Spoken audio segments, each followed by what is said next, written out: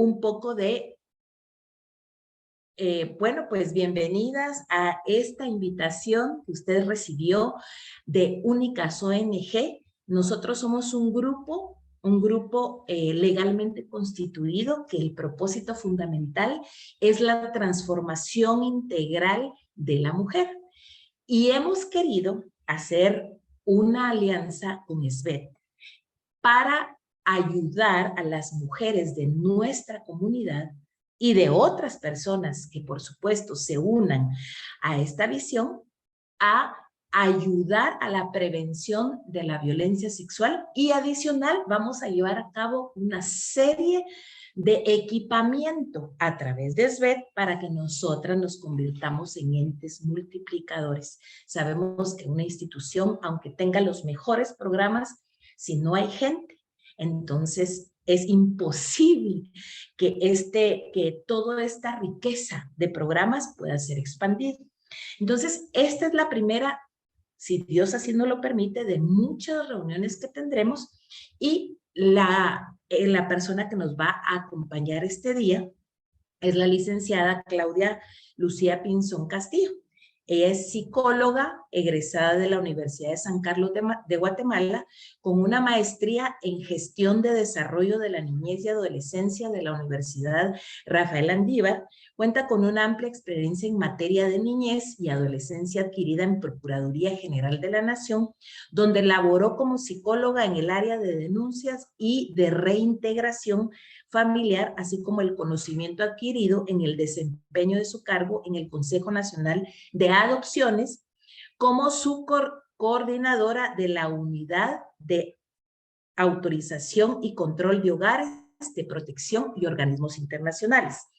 Posee un conocimiento extenso en el sistema de protección. Actualmente es coordinadora de la maestría en abordaje psicológico de abuso sexual y trauma de la Universidad Da Vinci de Guatemala. Y hoy nos acompaña, por supuesto, representando a SBET como asesoras en psicología de la Dirección contra Violencia Sexual de la Secretaría contra la Violencia Sexual, Explotación y Trata de Personas. Así que si usted tiene alguna pregunta, por favor, puede dejar su mensaje. Vamos a evitar en la medida de lo posible hablar, porque somos demasiados. Ya vamos por 91 personas conectadas y sería imposible responder toda la información. Sin embargo, si usted quiere hablar de algún tema en lo particular, lo puede hacer en este medio, y las que están en el grupo de WhatsApp también lo pueden hacer por ese medio. En este momento vamos a liberar el grupo de WhatsApp para que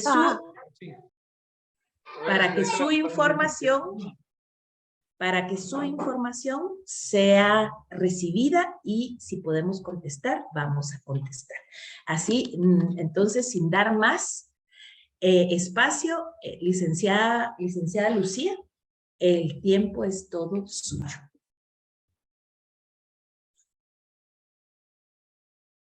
Muy bien, muchas gracias, Ligia. Gracias por la presentación, gracias por la invitación. Nosotros como Secretaría contra la Violencia Sexual, Explotación y Trata de Personas, pues nos sentimos muy contentas de poder compartir este espacio tan importante con Únicas, ya que ustedes pues son un grupo bastante fortalecido, como decía Ligia, ¿verdad? Buscan esa transformación para poder fortalecer también a las familias. Entonces, nosotros trabajamos como secretaría el tema de la prevención, trabajamos también el tema de programas, trabajamos la unidad de las familias, y nos interesa mucho poder dejarles a ustedes el día de hoy pues un mensaje muy significativo y muy importante para que ustedes puedan aprender lo que es la prevención, y para que ustedes puedan pues cuidar de una mejor forma a la familia.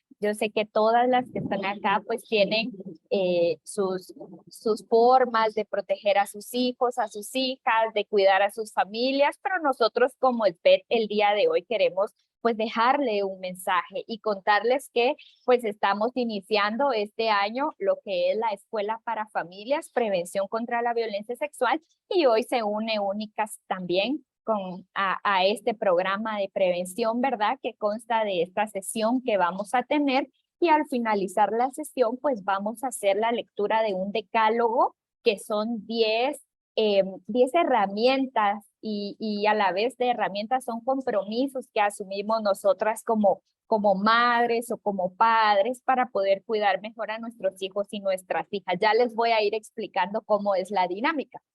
Entonces, vamos a compartir ahorita pantalla para que podamos iniciar con lo que es la intervención de esta escuela, ¿verdad? ¿Por qué le llamamos nosotros escuela para familias? Porque nosotros buscamos formar, ¿sí? Buscamos informar, buscamos fortalecer, buscamos acompañar.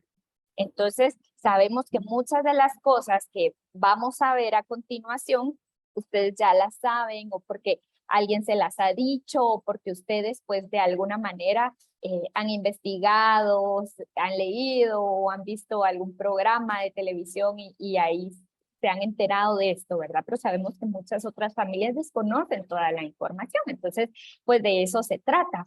Y otro punto importante es que ustedes puedan compartir esta información con otras mujeres, con otros hombres, con sus hijos, y no solo quedarse ustedes con esto, sino poderlo pasar a otras personas, contárselo a otras personas, a sus vecinas, a sus amigas, a sus primas, a sus hermanas, porque solo así podemos alcanzar a más personas en el tema de la prevención. Entonces vamos a ver acá que nos dice, ¿verdad? Escuela para familias, prevención de la violencia sexual, y pues nuestro lema es unidos contra la violencia sexual, que sabemos que si nos unimos como país, como Guatemala, podemos mejorar estos factores protectores, podemos mejorar esta forma de cuidar a las familias. Vamos a iniciar entonces con lo que es la familia. Sabemos que todos tenemos diferentes formas de entender lo que es la familia. La mayoría de veces las entendemos de acuerdo a la forma en que nosotros nos hemos criado o a cómo ha sido nuestra familia cuando éramos niños, niñas o adolescentes, ¿verdad? Pero vamos a dar pues un concepto bastante general de lo que entendemos nosotros como familia. Y es que la familia es el núcleo básico de la sociedad y es la institución determinante para el desarrollo socioeconómico del país. Miren lo amplio que es esta definición, y es tan pequeña, ¿verdad? Pero nos está diciendo que es ese núcleo, esa partecita tan importante que vive en la sociedad y que va a ayudar a determinar el futuro de nuestro país. Y nos dice desarrollo socioeconómico. Entonces, en desarrollo socioeconómico podemos entender cuestiones afectivas, podemos entender cuestiones educativas, cuestiones familiares, cuestiones económicas. Entonces, la familia es ese motor que va a empujar, ¿sí? Para que podamos ir desarrollándonos tanto a nivel personal como a nivel país, ¿verdad? Vemos acá que pues nuestro fundamento principal de lo que es la familia es en la Convención sobre los Derechos del Niño, que este es un instrumento legal internacional que pues nos plantea desde hace varias décadas, por ahí por los años 80, de cómo debemos de tratar a los niños, niñas y adolescentes, de cómo debemos educarlo, de qué forma podemos protegerlo. Entonces nosotros nos basamos en la protección sobre los derechos del niño para comprender lo que es la familia. Y nos dice esta convención que es un grupo fundamental de la sociedad, o sea, que es algo importante, algo sumamente necesario y algo que debe de existir y debe de funcionar. También nos dice que es un medio natural para el crecimiento, protección y asistencia. Eso significa que de forma natural donde deben de crecer los niños, niñas y adolescentes es en ese seno familiar, ¿verdad? Sabemos que en casos excepcionales donde hay algún tipo de maltrato o algún riesgo, pues los niños ya no crecen en esta familia, sino muchas veces por cuestiones legales o por órdenes de juez, pues se van con una tía, con una abuelita o en casos extremos a un hogar de abrigo y protección. Pero ese no es un medio natural. ¿Sí? El medio natural es crecer con la familia, crecer en casa, crecer con los hermanos, crecer con las mascotas. Y por eso es tan importante que nuestras familias estén fortalecidas para que les podamos dar ese desarrollo necesario y esa protección y asistencia, como nos lo dice la Convención, a nuestros hijos y a nuestras hijas. También, pues la familia tiene ciertas responsabilidades en la comunidad, que eso todos lo sabemos, ¿verdad? No es solo existir y vivir como podamos, sino la familia también tenemos responsabilidades en la comunidad, ¿verdad? Que van desde cuestiones de higiene, de ser ordenados, de no tirar basura en la calle, hasta cuestiones un poquito más avanzadas o más profundas, como lo es la convivencia entre vecinos, la convivencia que podamos tener con los animales, incluso que viven en la comunidad, o la convivencia que podamos tener con cuestiones ambientales, ¿sí? ¿Ven cómo esto es tan amplio? Y también, pues, es importante reconocer que los NNA, nos dice acá, eso significa niños, niñas y adolescentes. Para el pleno desarrollo y armonioso desarrollo de su personalidad, deben crecer en el seno de la familia, en un ambiente de felicidad, amor y comprensión. Nosotros sabemos que esto es lo ideal para las familias, que ese niño, niña o adolescente pues crezca de una forma armoniosa, crezca de una forma en un espacio más bien donde haya felicidad, donde se sienta cómodo, donde no se sienta amenazado, donde sienta que lo escuchan, que lo cuidan, que lo aman, que lo comprenden. Y eso es lo que nosotros como SBET queremos reforzar hoy a todas ustedes y a todos los que nos acompañan, de que cuando en las familias existe un vínculo fuerte, entonces nosotros ayudamos a la prevención de violencia. ¿Por qué? Me preguntan algunas personas. Porque si mi hijo o mi hija confía en mí, si mi hijo y mi hija saben que cualquier cosa que me cuenten yo le voy a creer, no le voy a cuestionar, no me voy a burlar, no le voy a pegar, no lo voy a regañar. Si mi hijo o mi hija saben que yo soy su persona de apoyo, su persona de confianza, entonces rápidamente, si le sucede algo, ¿con quién se va a dirigir? Conmigo, ¿sí? Entonces eso es algo tan importante para trabajar la prevención, especialmente la prevención de la violencia sexual. Ahora viene acá otra pregunta, nos dice, ¿qué es ser padre, madre o cuidador? ¿Sí? Sabemos que algunos niños o niñas pues no están directamente con mamá o con papá por alguna razón, por enfermedad o por muerte o por alguna cuestión. Entonces, por eso ponemos la palabra cuidador, porque puede hacer que alguien esté a cargo del cuidado de algunos niños y no sea pues directamente mamá o papá, ¿verdad? Pero ¿qué significa esto? ¿Qué es ser mamá, papá o cuidador? Esto significa, y miren esto tan bonito, y tratémoslo de entender y comprender ese papel tan importante que hacemos como mamás o como papás. Dice que significa brindar cariño, significa brindar ternura, amor a los hijos e hijas, ¿sí? Entonces no es solo darle de comer a mi hijo y llevarlo al colegio o a la escuela, sino como dice acá, dar amor, dar ternura, cuidar, es ser un referente responsable, nos dice acá, responsable y partícipe de su formación y educación. Y esta palabra partícipe es tan importante porque partícipe es cuando yo me involucro, cuando hay tareas de mis hijos y yo voy, les ayudo, y si no entiendo lo que está viendo, pues me siento ahí con ellos y trato de apoyarlos. Eso es ser partícipe, ¿sí? Ser partícipe también es entrar al cuarto de mi hijo, mi hija, y decirle, ¿cómo te fue hoy? Ahora regularmente los niños o las niñas dicen, bien, y ya se acabó, y ahí muere la plática, ¿verdad? Pero nosotros como mamás o papás responsables debemos de involucrarnos más y, te fue bien, ¿y qué es bien? ¿Te divertiste? ¿Lloraste? ¿Gritaste? Sí, no, ahora esas son las respuestas, ¿verdad? Pero ya tenemos un sí, sí, te reíste, ¿y qué te dio risa? Contame. Empezarnos a involucrar más y hacer, como dice acá, partícipes de formación y educación.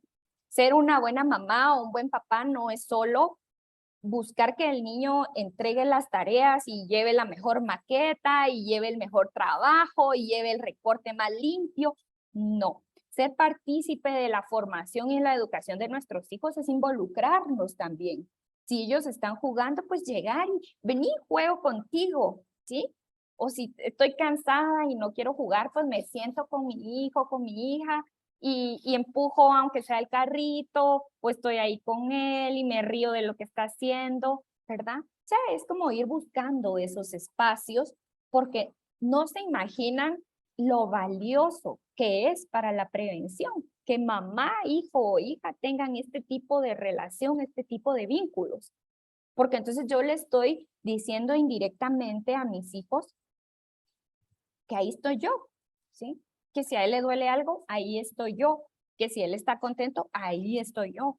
Que si alguien intentó tocarlo, decirle algún comentario indebido, ahí estoy yo, ¿sí? No solo para hacer tareas estoy, o no solo para alimentarlo, sino estoy todos los días, en todo momento, en cualquier circunstancia, ¿verdad? También nos dice acá, podemos decir que es una decisión personal. Y esto es tan bonito porque al final pues somos mamás o somos papás, pero esa decisión de involucrarme o no y ser partícipe o no de mis hijos, esa la tomo yo, ¿sí? No es tampoco una decisión natural o algo que viene volando mágico y yo lo agarro, sino es algo que yo decido. Entonces, el hecho de ser un papá o una mamá responsable, involucrada, eso yo lo decido. Y yo lo hago si yo quiero asumir esa responsabilidad, ¿sí? Ya que de ello, nos dice acá, depende que continúe la vida humana, el desarrollo, la transformación de la sociedad y de la naturaleza. Entonces, claro, yo tengo a mis hijos, tengo a mi hija, tengo a mi hijo, y pues yo los traje al mundo, yo los quiero, pero yo decido si me involucro. Y qué bonito sería que como mamás o como papás decidamos involucrar, decidamos tirarnos al suelo a jugar, decidamos estar a la par viendo cómo trabaja, por ejemplo, una maqueta, ¿verdad? No solo yo enojada, hacérsela y ahí está, saca 100, sino yo valorar que pegó, no sé, tengo ahorita en la mente una maqueta del sistema solar, que él solito pegó un sol, que ella solita pegó una nave espacial, aunque quede torcida o como sea, muchas veces las mamás les gusta que todo sea como muy perfecto y así, y eso también nos aleja de los hijos, porque no los aceptamos, no los escuchamos, no respetamos su opinión. Entonces tenemos que aprender a tolerar también a nuestros hijos, a nuestras hijas, a amarlos, a involucrarnos. Entonces, como dice la pregunta, ser madre, padre o cuidador, ¿qué es? Pues es esto, ¿sí? Es involucrarme, ser partícipe, amar, pero amar con responsabilidad, ¿sí? Que es algo tan bonito que tal vez algunas que están acá sí lo vivieron cuando eran niñas, las amaron con responsabilidad y a otras tal vez no.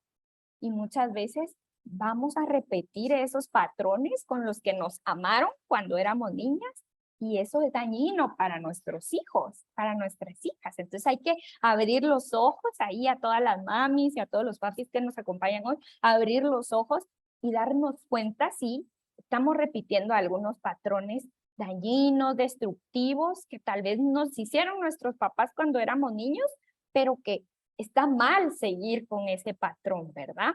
Porque yo tengo un patrón, digamos, hacia mis hijos y ese patrón ellos, lo más seguro que lo van a replicar con sus hijos. Entonces pongámonos a pensar, ¿cuántos años más se va a ir repitiendo esto en las familias?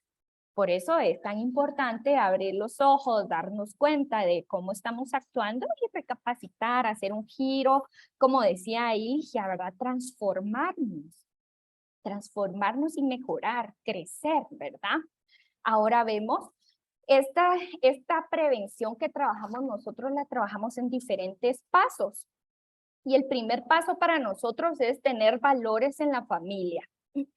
Los valores en la familia, pues es algo tan importante porque como nos enseñaban en la escuela o en el colegio, ¿verdad? El valor es como esa base que nos hace mover, que nos hace ser mejores personas. Y los valores más importantes que nosotros recomendamos como secretaría fomentar en la familia para prevenir la violencia sexual, primero es el respeto, ¿sí? Si yo le enseño pautas de respeto a mis hijos, a mis hijas, si yo le enseño a mi hija que hay cierto límite, cierta barrera, si yo le enseño a mi hijo que hay un espacio, una línea que ya no podemos atravesar, yo le estoy inculcando el valor de respeto, ¿verdad? Entonces, algunas personas nos dicen, pero ¿y cómo le explico? Le digo, no tenés que hacer esto, o no dejes que te toquen, o no dejes. Decimos, no, empezamos por partes. Primero es aprender el respeto en general, ¿sí? Aprender que hay espacios para hacer algunas acciones, hay lugares para hablar ciertos temas, hay lugares que son personales, hay lugares que es peligroso, hay que respetar la palabra de mamá, la palabra de papá, hay que respetar también la opinión del niño. Entonces el respeto es algo tan valioso para poder trabajar lo que es prevención. Y acá para mí estos dos que les voy a decir son como los claves, ¿sí? Que es la honestidad y la confianza, que estos dos valores van de la mano. Y es que, fíjense que hemos logrado ver que hay niños o niñas que cuando tienen honestidad y confianza con su mamá o con su maestra o con alguien, a tiempo se logra detectar un posible abuso sexual. Porque cuando hay honestidad, entonces el niño va a saber que no me importa lo que me cuente, yo le voy a creer y no lo voy a regañar, ¿sí? Entonces somos transparentes, somos honestos y fíjense que ya más adelante lo vamos a ver en los consejos, hay muchas familias que acostumbran a guardar muchos secretos, ¿sí? Y entonces le decimos a nuestra hija, mira, no le vayas a decir a tu papá que yo hice esto y que yo hice lo otro. Y entonces, si nos vamos a la raíz de los valores, ¿será que estamos trabajando ahí la honestidad? No, ¿sí? Y tal vez algo tan insignificante como no le digas a tu papá que hicimos la pizza o que pedimos la pizza, que él dijo que la pidiéramos mañana o cuestiones así, ¿verdad? Entonces no estamos trabajando la honestidad. Entonces yo le estoy dando un mensaje a mi hija de que está bien guardar algún secreto, algo que está bien hacer alguna actividad peligrosa o arriesgada y quedarme callado, ¿sí? Ese mensaje es el que le estoy dando a mi hija. No le estoy diciendo, no, no comas pizza, le estoy dejando un mensaje de que está bien ser deshonesto, que está bien mentir, que está bien ocultar. Y saben que una de las principales técnicas de los agresores sexuales es pedirle a la víctima que guarde el secreto. Decirle a la víctima, no le digas nada, cállate, ¿sí? Vamos a ver, tenemos una manita levantada de Blanca.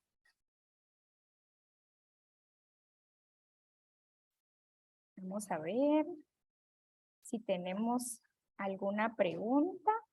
Blanca, ¿nos escucha? Probablemente levantó la mano porque acaba de ingresar. Entonces, me imagino que haber tocado por ahí. Ah, muy bien. Sí. Vale. Entonces, continuamos. Bueno, entonces, vemos lo importante entonces que es cuestiones tan simples como guardar un secreto, o como hacer una travesura y quedarnos callados, o como no ser transparentes con nuestros hijos. Entonces, estos valores son tan importantes porque ayudamos así a fortalecer acciones a futuro, ¿sí? Y nosotros siempre recomendamos como SBET que existan vínculos de confianza muy fuertes. Entonces decimos, todo niño, niña o adolescente debe de tener una persona de confianza. No importa si es idealmente que fuera su mamá o su papá.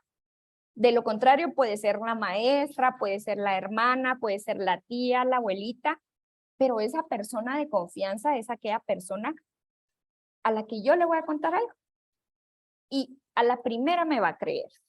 Tenemos mucho problema en que alguna niño o niña que sea víctima de violencia sexual le cuenta a su mamá o a su papá y lo primero que dice la mamá es, ¿estás seguro que te pasó eso? Esto no es un juego. si estás jugando, mejor decime la verdad. Y el niño, no, es que sí, fíjate que me intentaron tocar mis partes. Ah, no, no te creo. Tu tío o tu tía no es así. ¿Cómo estás diciendo eso? Yo digo que lo viste en la tele y ahora te estás confundiendo, o yo digo que algo oíste por ahí y estás pensando ese tipo de cosas. Entonces, ¿con qué cara va a llegar el niño o la niña después y decir, eh, eh, mira, me pasó esto, si no le estamos creyendo? Por eso es tan importante establecer un vínculo de confianza. Tenemos varias manitas levantadas. Si quieren, podemos escribir acá en el chat para Sí, eso iba a poder... sugerir. Ah, muy Eso bien, iba a Ligia. sugerir, Lucía, porque fíjate que si ponemos a todas a hablar, no vamos a terminar nunca. Entonces, por favor, yo me voy a encargar de ver las preguntas y al finalizar su exposición, licenciada, si quiere, las podemos responder. Perfecto. Sí, escriban ahí todas sus Gracias. preguntas en el chat y nosotros les vamos a ir respondiendo al final de la sesión. Entonces, también vemos acá que otro valor importante es el amor, ¿sí? Y algunos nos dicen, pero ¿por qué el amor si todas las familias se aman? Pero no, hay diferentes formas de amarnos, ¿sí? Y hay formas de amarnos que nos hacen tener vínculos seguros y hay otras formas de amarnos que nos hacen tener vínculos inseguros, ¿sí? Y fíjense que otra de las estrategias más famosas y más utilizadas por los agresores sexuales es detectar a los niños y a las niñas que no tienen suficiente amor en sus casas. Entonces llegan con este niño o esta niña y ven que el niño pues siempre está solito, que lo dejan ahí todo el día solo, que mamá y papá todo el día trabajando, que no les hacen caso, que no les hablan, y con ese pretexto se acercan a los niños y les dicen, mira, estás solito, no puedes hacer tu tarea, venite, yo te ayudo, venite en las tardes a mi casa, vamos a jugar. Y entonces todo aquel amor que nunca le dieron, toda aquella atención que nunca le dieron, toda aquella armonía, aquella confianza, aparentemente se la da el agresor sexual. Y ahí es donde empieza a manipular, ¿sí? Esta relación que empieza a formar el agresor sexual con la víctima y que también la vamos a ver un poquito más adelante. Luego vemos también otro valor importante que es la paciencia, que es algo que la verdad es que a muchas mamás o papás al final nos cuesta mucho cuestiones de paciencia, ¿verdad? Entonces, esto hay que fortalecerlo también porque fíjense que cuando el niño o la niña están a punto de ser abusados sexualmente o están siendo abusados sexualmente, les cuesta mucho contar, ¿sí? Entonces pueda que un día llegue el niño y le diga, fíjate que, ¿cómo estás? Sí, pero ¿y qué? ¿Por qué estás así? No, por nada. Y se va. Y entonces, si no tenemos paciencia, decimos, ah, va, ya se fue. Sí, asunto resuelto. Pero si nosotros vemos algo extraño en nuestros hijos y nos acercamos y, pero ¿qué pasó? Te veo triste. Vení, contame, ¿qué pasó? No, no pasó nada. Ah, bueno, vení, hagamos un dibujo. Me vas a dibujar. ¿Por qué te sentís así? Hace ahí un dibujo. Sí, yo voy a hacer otro. Y empezamos con cuestiones así, con mucha paciencia, a entrar como a ese mundo de los niños, podemos lograr muchas veces prevenir, detener este tipo de violencia que pueda estar pasando. Y otro valor, pues, es la empatía, ¿verdad? Que es poder estar en el lugar de nuestros hijos, entenderlos, que algunas veces, pues, son situaciones muy complicadas las que están viviendo, o ya sea porque están pasando un proceso muy difícil en la familia, o alguna muerte de algún familiar, o algún tipo de alejamiento de alguno de los padres. Entonces, tenemos que ser muy empáticos también para poder fortalecer ese vínculo de confianza. Entonces, el primer paso que nosotros recomendamos para la prevención de la violencia sexual es fortalecer estos 6 valores que son clave, podemos decir, para combatir a ese agresor sexual que pueda estar cerca de la familia, ¿sí? Ahora vemos el paso número 2 y nos dice fortalecimiento de vínculos, que si se dan cuenta va de la mano con los valores anteriores. Fíjense que hay algo que se llama apego seguro y el apego es esa relación, digamos, esa dinámica de relación que se establece entre el niño o la niña y su cuidador, ya sea mamá, ya sea papá, abuelita, el cuidador que está más cercano, ¿sí? Y existen diferentes tipos de apego. No vamos a entrar a profundizar los diferentes tipos de apego, pero vamos a hablar del apego que es importante fomentar, que es el apego seguro. Y el apego seguro lo podemos lograr cuando yo, como mamá, le brindo a mis hijos seguridad y confianza, ¿sí? Y fíjense que han hecho tantos estudios a través de los años e investigaciones sobre el apego y se dieron cuenta que una de las formas de fortalecer el apego era cuando mamá y el niño o cuando el cuidador y el niño se separan, ¿sí? Y es que si ustedes se ponen a pensar cómo su reacción cuando se separan de sus hijos, tenemos diferentes tipos de mamás, ¿sí? O de cuidadores. Está aquella mamá que se separa del niño y, ay, no, no te portas bien, te cuidas, no vayas a hacer esto, haz el otro, no te movas, quédate aquí, y mucho nerviosismo, mucha inseguridad, y le da un besito y se va y regresa, no, no, no, vení, ay, te voy a extrañar, hasta llora, y, ay, no, mi chiquitillo se va a quedar solito, y se va y regresa, va, mira, te dejo aquí un dinerito si quieres comprar algo, y de ahí, ay, no le puse el jugo, voy a regresar a la tienda por un jugo, ¿sí? ¿Será que estoy creando un apego seguro ahí con mi hijo? ¿O le estoy generando ansiedad, inseguridad? ¿Qué estoy haciendo? ¿Sí? También tenemos otro tipo de mamás que, por ejemplo, o de papás, ¿verdad? Que llegan, se despiden de los hijos y es como, ah, va, Dios, y se van. Y el niño tal vez les quiere dar un abrazo y, ay, no, hombre, no, si ya te dije adiós en el carro, no estés molestando. Y se van. Ese es otro tipo de apego que estamos fomentando ahí, ¿sí? Y hay otros tipos de apego donde, por ejemplo, en las despedidas podemos ver que el niño está llorando y grita y lo deja el papá y casi que tirado y no, que mi hijo dice, ah, hombre, me tengo que ir a trabajar y el niño, no, papá, quedar. Y es un caos, ¿sí? Y tenemos otro tipo de apego que es el apego seguro, que es el que quiero que fomentemos nosotras para prevenir la violencia. Este apego es cuando, en el ejemplo de las despedidas, ¿verdad? Es cuando yo bajo y mi hijo o mi hija me dice, mami, es que no me quiero quedar, es que me quiero ir contigo al trabajo. Y yo le digo, bueno, yo tengo que trabajar, tú tienes que estudiar. Cuando en tu reloj la aguja esté acá, yo voy a regresar, ¿sí? Te doy un besito, quédate ahí con tu maestra, adiós, bye, lo abrazo, segura, me voy, ¿sí? Entonces brindo ahí seguridad y confianza. Y muchas veces las familias dicen, no, pero es que mi hijo es muy nervioso, grita, llora y es un desastre, no sé qué hacer. Pero ¿cómo estoy yo fomentando el apego con mis hijos? Entonces hay una gran responsabilidad de parte del cuidador o de la cuidadora en cómo mi hijo va a reaccionar.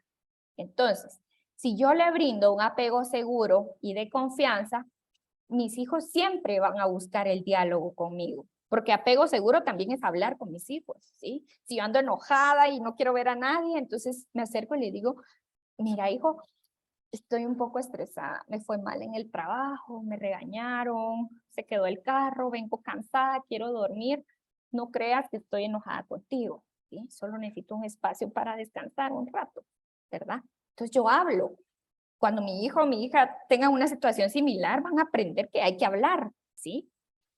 Que por algo están tristes, que por algo tienen miedo, entonces siempre buscar el diálogo. También el apego seguro es reaccionar de forma apropiada y rápida ante las necesidades y dar apoyo, que ahora es tan difícil ustedes por el celular, de verdad, tanta distracción que hay para mamás, para papás, y ahí está uno, viendo alguna red o algo, y los niños tal vez quieren hablar un ratito, quieren jugar, quieren cariño, quieren que les haga una cartita o algo. Entonces, es importante reaccionar rápidamente ante las necesidades y dar el apoyo adecuado, ¿verdad? También estar presente, atento y comprensivo, ¿sí? Muchas personas son muy reactivas y siempre que reciben un comentario de sus hijos como, ay, tan enojada que sos, mamá, y ay, siempre me decís que soy enojada, ¿verdad? Es ser reactivo, pero ser comprensivo, estar presente y darnos cuenta y decir, pues sí, la última semana, pues, todos los días anduve enojada, entonces, pues de verdad, ¿sentís que soy muy enojada? Sí, siento que soy muy enojada. A ver, y decime, ¿en qué momento ves que yo soy enojada? Ay, cuando me haces caras, o cuando estás haciendo el desayuno, me gritas. Entonces, yo poderme dar cuenta de esto, ser comprensiva, atenta y estar presente, ¿verdad? Otra cuestión del apego seguro es, por ejemplo, promover la independencia y autonomía, que es algo que nos cuesta tanto con los hijos porque no queremos muchas veces soltarlos, ¿sí?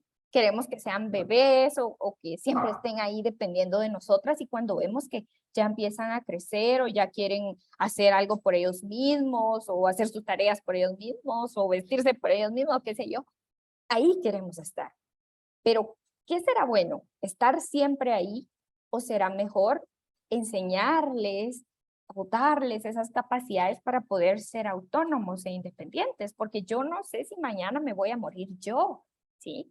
Y si yo no le enseñé a mi hijo a hacer un pan con jamón, si yo no le enseñé a mi hija, no sé, a escoger su ropa por ella misma, entonces, ¿qué va a pasar? Voy a tener hijos muy inseguros, hijos muy miedosos, hijos que no son autosuficientes, entonces tenemos que trabajar mucho de verdad en el apego seguro, porque gracias a un apego seguro también podemos detectar en algún momento que nuestros hijos estén siendo víctimas de algún tipo de violencia o bien podemos detectar si hay alguien que está ahí detrás, algún agresor que quiera hacer algo malo. Y hay muchos estudios donde personas con apego seguro tienen un menor índice de probabilidad de ser víctimas. Porque entonces, si viene el agresor y les dice, mira, juguemos, y dice, no, yo juego en mi casa con mis papás, ¿sí? Si el agresor viene y dice, mira, te compré un regalo, que es una técnica de los agresores sexuales, y le dicen, no, no necesito un regalo para sentir que me quieren, ¿sí? O si dice, ay, estás muy solita, vení, contame cómo te ha ido, y no, yo lo platico con mi mamá. Entonces, ese tipo de cosas del apego seguro son las que ayudan a fortalecer a nuestros hijos para prevenir que sean víctimas de violencia sexual. Ahora vamos con el paso número 3. Y en este paso, pues, nosotros le llamamos orientar sobre los peligros. ¿Qué nos dice este paso? Fíjense que a muchas personas nos aterra o nos da inseguridad o miedo a hablar de la violencia sexual, porque es un tema bastante silenciado, que no se hablaba. Por ejemplo, a nuestros papás, lo más seguro que a la mayoría de las que estamos acá, nuestros papás no nos hablaban de estos temas, ¿verdad? Pero fíjense que sí existe una alta que puede ser como un beneficio alto si nosotros hablamos de estos temas con nuestros hijos, porque entonces disminuyen los riesgos, porque ella o él van a saber que tal acción es peligrosa, van a saber que si alguien me dice un comentario, no está bien, que no tengo que aguantar cierto tipo de violencia, que no debo de quedarme callado. Entonces, sí es importante hablar este tipo de cosas, ¿verdad? Claro, de acuerdo a la edad de nuestros hijos, así vamos a ir abordando los temas, ¿verdad? Tampoco los vamos a asustar con el tema de la violencia sexual, porque la verdad es que es un tema muy fuerte. Entonces, por ejemplo, si estamos hablando de niños pequeños, tal vez como de unos, ¿qué? De 3 a 5 años, podemos enseñarles que tienen sus partes íntimas, que tienen sus partes que nadie puede tocar, que debe cuidar, que si alguien toca debe decirnos a nosotros rápido, tiene que correr, tiene que gritar, ese tipo de cosas. Y mientras más va creciendo, pues le vamos hablando más de estos temas. Entonces vamos a entender nosotras qué es la violencia sexual. Este tipo de violencia es todo acto sexual o la tentativa de hacerlo. Eso significa que si alguien comete un acto sexual a la fuerza con otra persona, es violencia sexual. Y dice acá una palabra importante, dice la tentativa de hacerlo.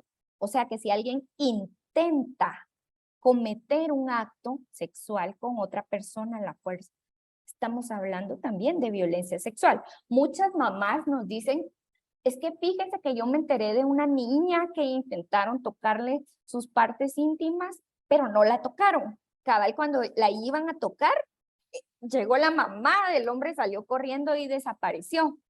Pero entonces, ¿será que estamos hablando ahí de violencia sexual o no? La respuesta es sí. Por eso dice la tentativa. Entonces, nosotras tenemos que tener muy claro que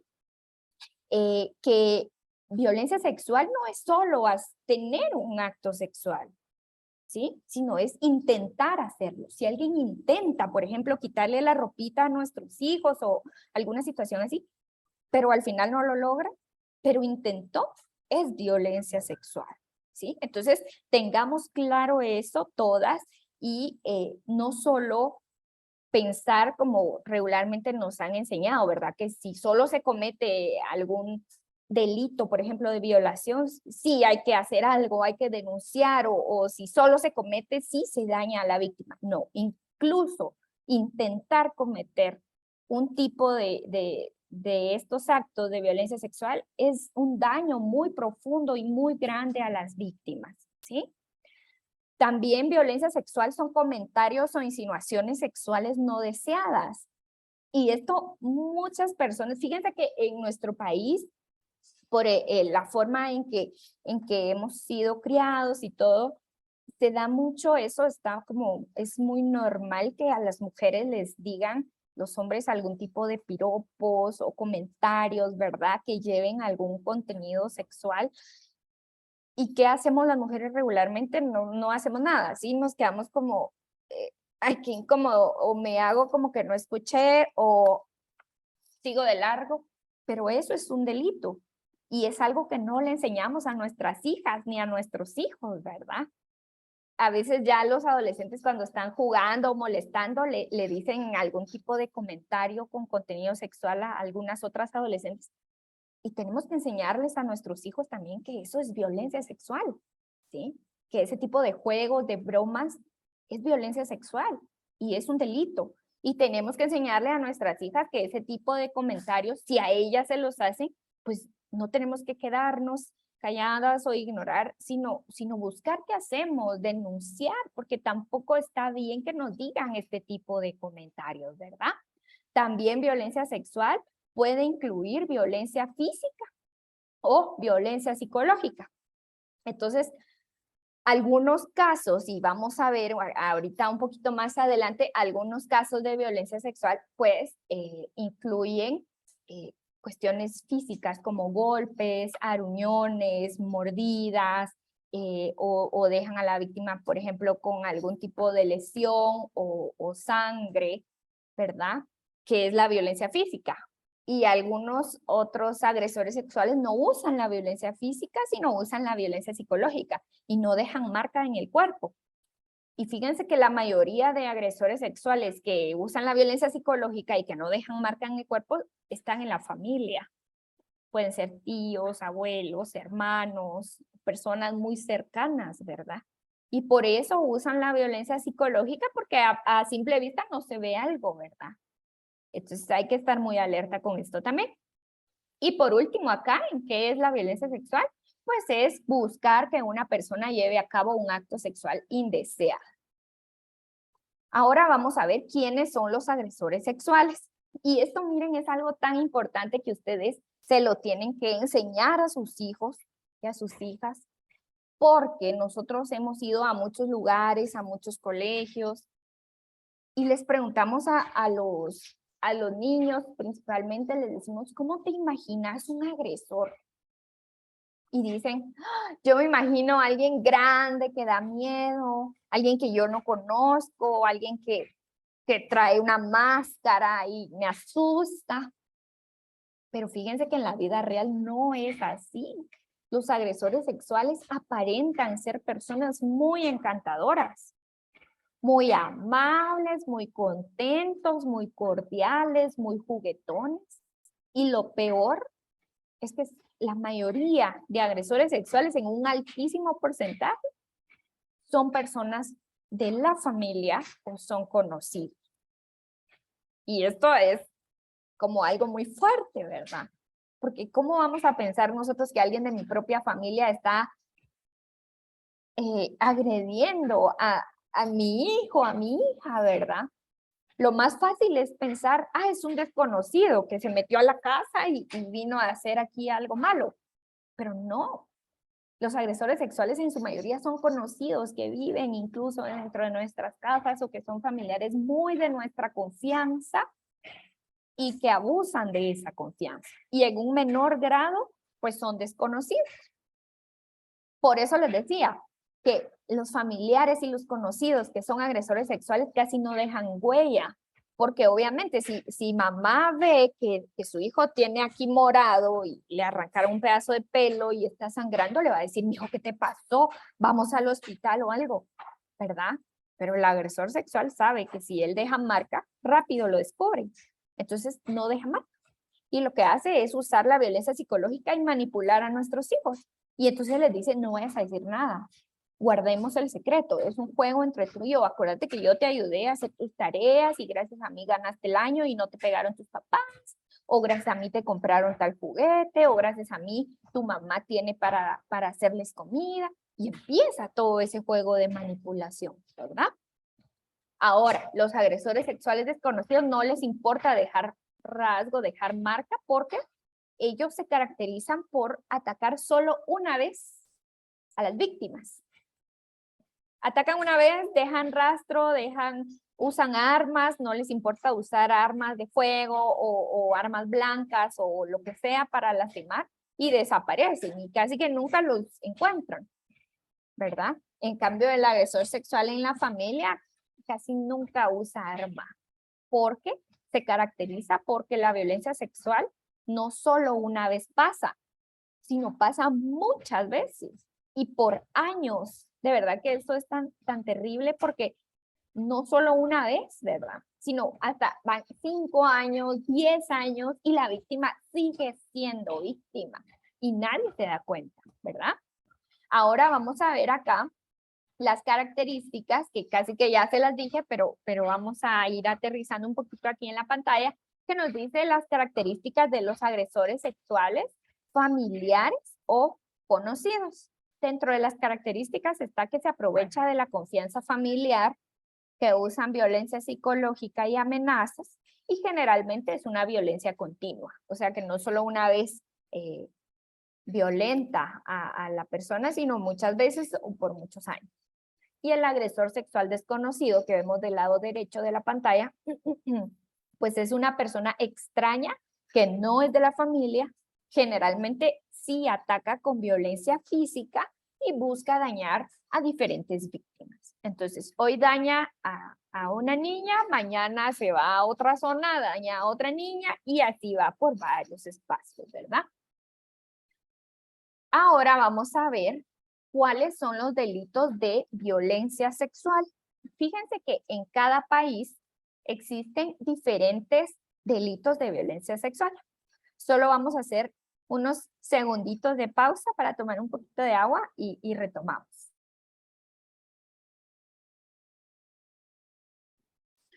Les quiero contar que estoy tomando todas las preguntas que ustedes están realizando, tanto en el chat del Zoom como en el chat de WhatsApp, y al final, muy específicamente, voy a hacerle las preguntas en su nombre a la licenciada para que ustedes puedan recibir la respuesta de las dudas que tienen. Muy bien, muchas gracias, Ligia. Bueno, entonces, fíjense que en todos los países, bueno, la violencia sexual es reconocida a nivel mundial, ¿sí? La primera definición que les di, pues es una definición de la Organización Mundial de la Salud, y cada país regula sus delitos de acuerdo a sus leyes, ¿verdad? Entonces, regular los delitos es como ponerle nombre a las acciones malas, digamos, y ponerle una pena o una sanción, años de prisión. Entonces, en Guatemala, estos delitos los podemos encontrar en el Código Penal y también en la Ley contra la Violencia Sexual. Entonces, estos delitos que no los vamos a ver tan a profundidad, pero los vamos a mencionar para conocerlos, ¿sí? Primero, pues tenemos el delito de agresión sexual. Este delito se da cuando una persona intenta tocar, bueno, intenta o realiza la acción como tal, ¿verdad? Ya sean besos, abrazos, con intenciones sexuales, caricias, tocar, ¿sí? Eso se llama agresión sexual. Y los comentarios también con contenido sexual puede ser una agresión sexual. Así se llama el delito. Sabemos que comúnmente decimos, es que me acosó sexualmente, dicen algunos, ¿verdad? O me está acosando. Pero el delito se llama agresión sexual. Y este delito tiene de 5 a 8 años de prisión. Entonces, imagínense, un comentario puede llevar al agresor sexual a prisión. El siguiente delito, pues lo vamos a ver aquí al lado derecho, que es el delito de violación, que este es el delito pues más fuerte que existe en la violencia sexual. Y este delito es cuando ya existe algún tipo de acceso al cuerpo de la víctima, ¿verdad?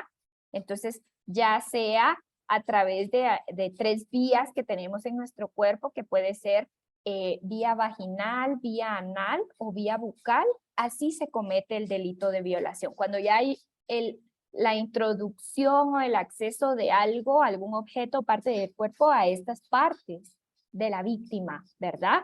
Este delito de violación pues es el delito más grave que hay en este tema y tiene de 8 a 12 años de prisión.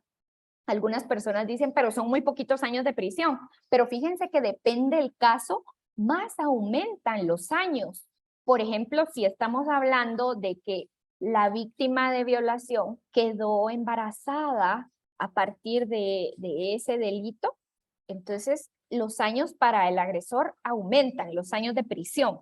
O si, por ejemplo, la víctima era una persona de la tercera edad, también aumentan los años de prisión. O si el agresor sexual al momento de cometer la violación estaba bajo efectos de drogas o alcohol, aumentan los años de prisión.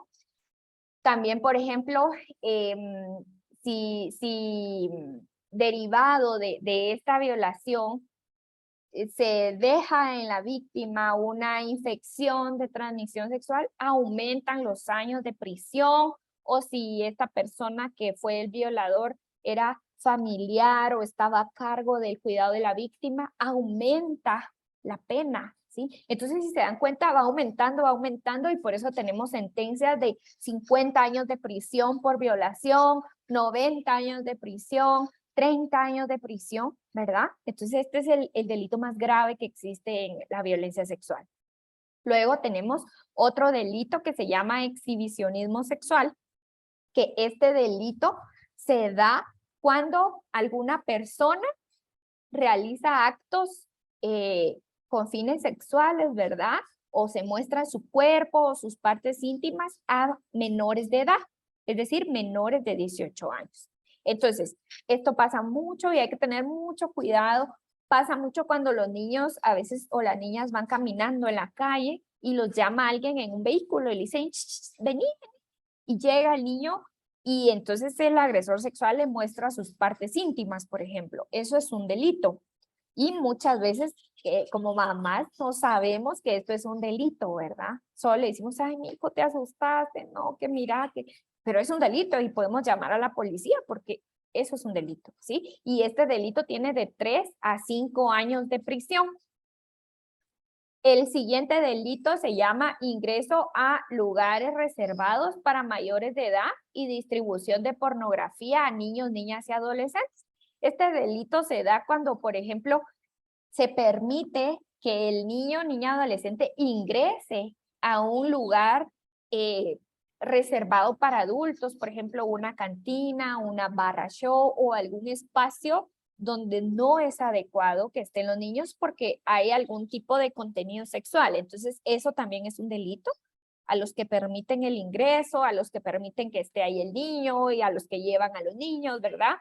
Y también distribuir material pornográfico a niños, niñas y adolescentes es un delito.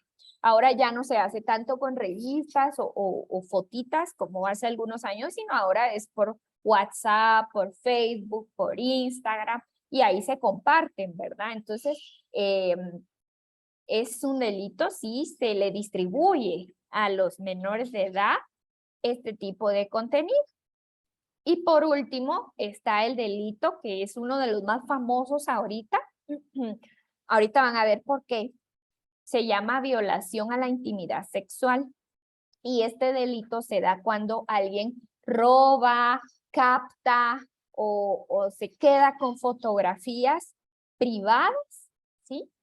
Personales que tienen algún tipo de contenido sexual y las comparte con otras personas. Las difunde, las regala, las sube a páginas y este delito se da mucho en las relaciones de pareja, ¿verdad? Porque algunas personas acostumbran a enviarse fotografías con poca ropa o sin ropa o en situaciones pues con contenidos sexuales comprometedoras y de pronto hay algún problema o un enojo o algo y por venganza alguna de estas personas que tienen las fotos las comparte a sus amigos o a los lugares de trabajo de las personas, ¿verdad? O de los colegios o qué sé yo.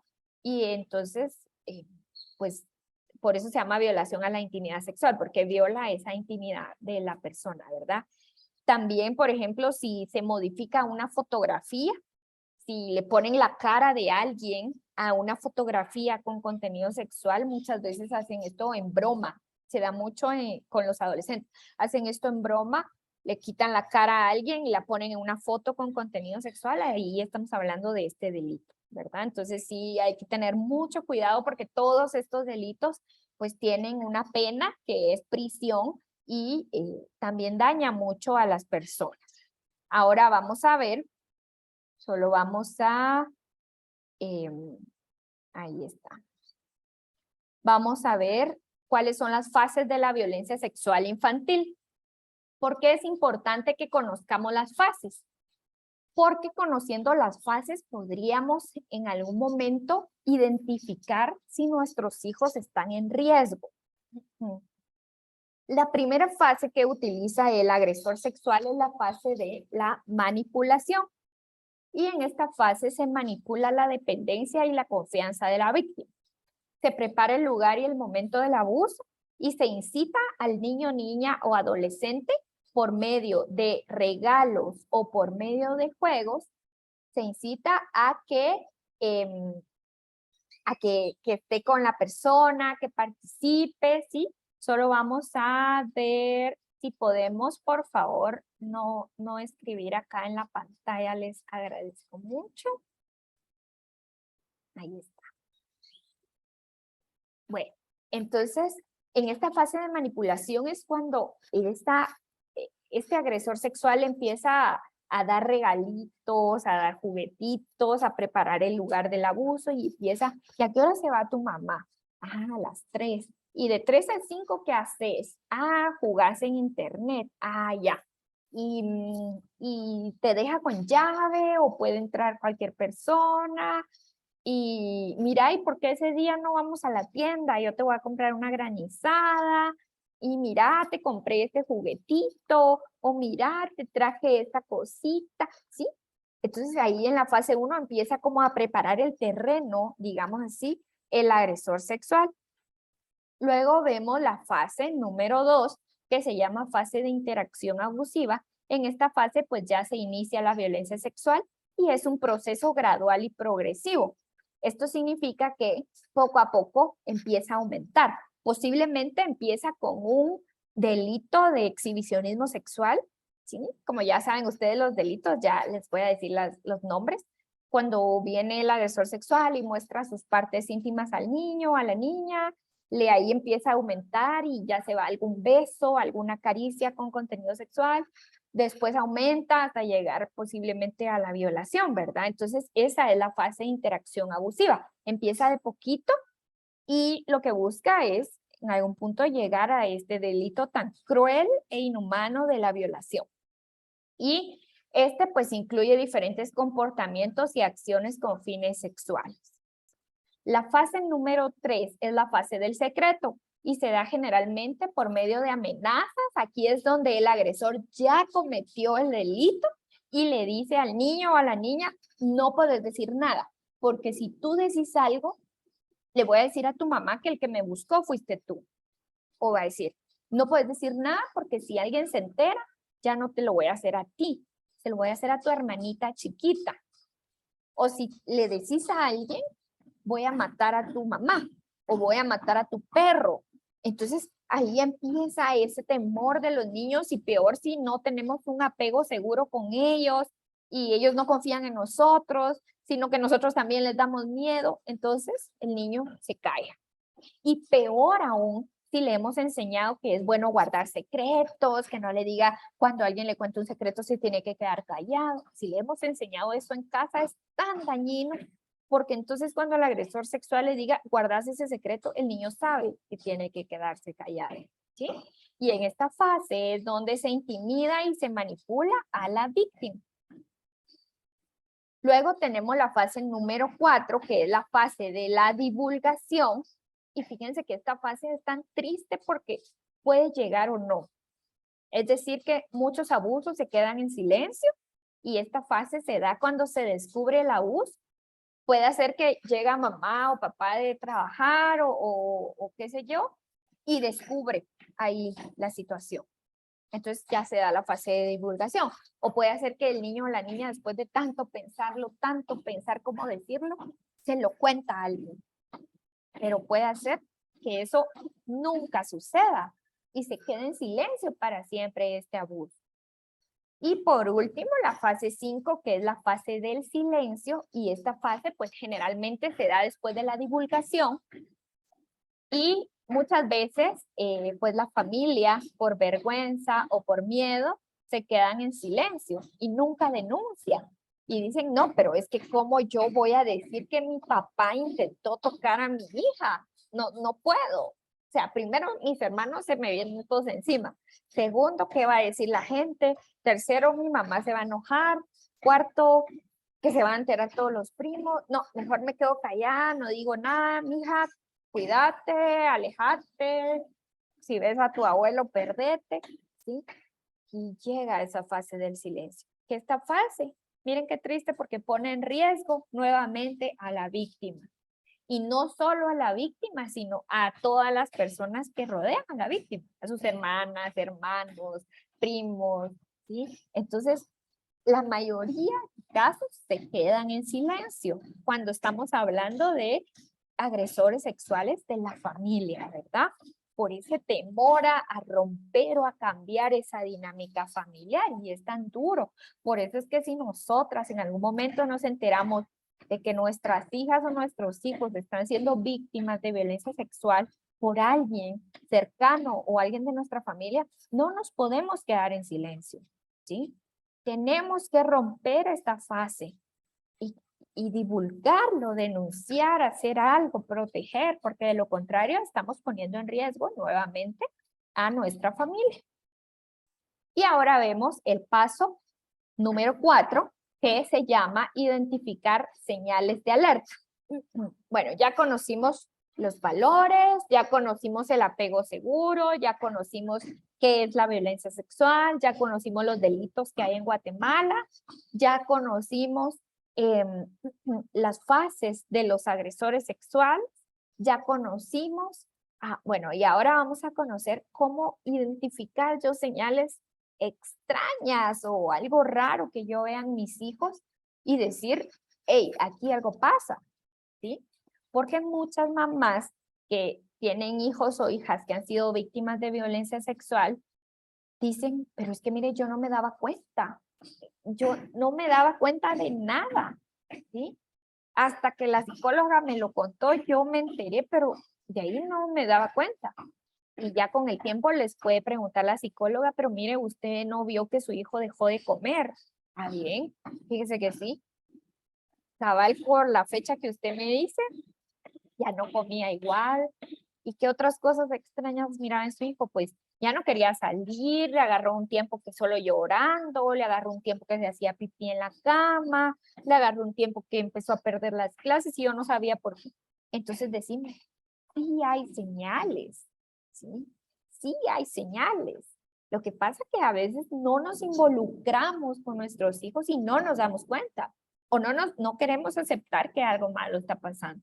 Entonces, fíjense que todas las personas tenemos cierta forma de ser como, como una forma de ser muy común, ¿sí? Y que siempre yo actúo así, siempre yo soy así, y nuestros hijos también. Entonces sabemos que nuestros hijos, algunos son muy molestones y alegres y brincan y juegan, otros son calladitos, otros son como muy tiernos, otros muy cariñositos, o sea, hay diferentes formas de ser de nuestros hijos.